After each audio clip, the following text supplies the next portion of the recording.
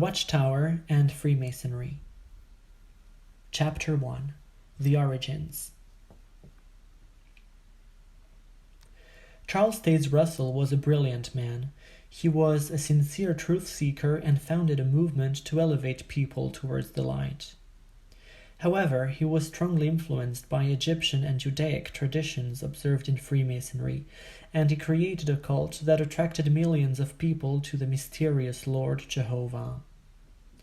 I am a free and accepted Mason.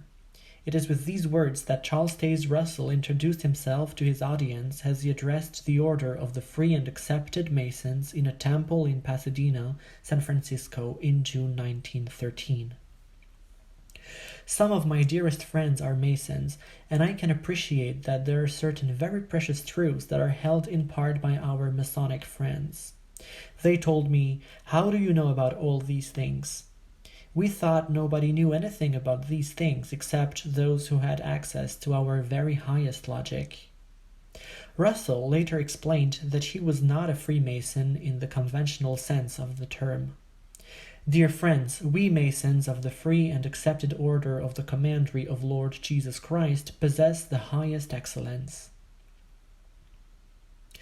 Does the Watchtower have Masonic roots? How did the Watchtower come into existence? Indeed, it was the Rothschilds who funded the Jehovah's Witness operation into existence, along with other Illuminati bankers. They enjoyed contributions from organizations like the Illuminati-controlled B'nai Bank. This was proved in a court of law in 1922. What prompted the Rothschilds to fund Charles Russell's work? As of 1882, Baron Rothschild set about purchasing the lands intended to be home to the future state of Israel under his political and financial control.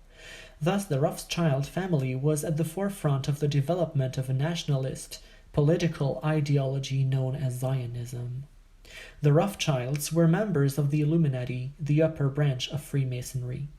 In seeking to achieve his political goals, Baron Rothschild found a precious ally in Charles Russell. In fact, Russell believed that the resettlement of the Jews in Palestine would mark the fulfillment of a biblical prophecy. He wrote numerous articles in favor of Zionism in the Zion's Watchtower magazine. During his trips to Palestine, Russell sent Baron Rothschild telegrams to keep him updated about the political and economic situation in the country. In an 1891 letter to Barons Hirsch and Rothschild, Russell wrote, "Your charities have been productive of great good and are still beneficial. What is needed here, next to water and cleanliness, is a good government. Banking institutions on sound basis and doing business honorably are also greatly needed." Russell addressed numerous Zionist conferences to large Jewish audiences. In his address to 1,700 Judaizers at the Brooklyn Opera House on August 25, 1897, he described Zionism as the only hope for the world. On October 9, 1910, 4,200 notables attended his conference at the New York Hippodrome. 1,300 attendants at the London Royal Albert Hall, over 800 at the Shoreditch Town Hall, 1,200 in Manchester, 1,400 in Glasgow, and 5,000 in Cincinnati. Zionism, depicted as the hope for the world, is a recurrent theme throughout Russell's piece of writing. Is there any evidence that the Watchtower received hidden funding?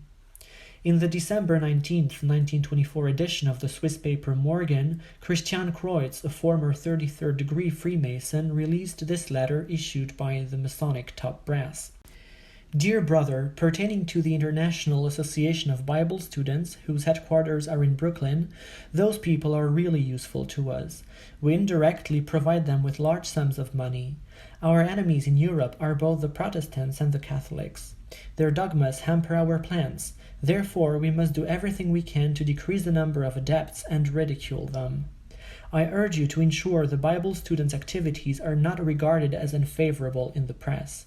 Those people are very useful to us. They have to be our pioneers." Freemasonry gave birth to the Jehovah's Witnesses and has been a host of other cults and groups which can be considered to be British Israel Masonic cults who are going about telling everyone that there is going to be a new kingdom and a new world order. Once the work has been disclosed, the author may not prohibit, on condition that the name of the author and the source are clearly stated, the representation or reproduction of work extracts, provided that the works are designed for educational purposes.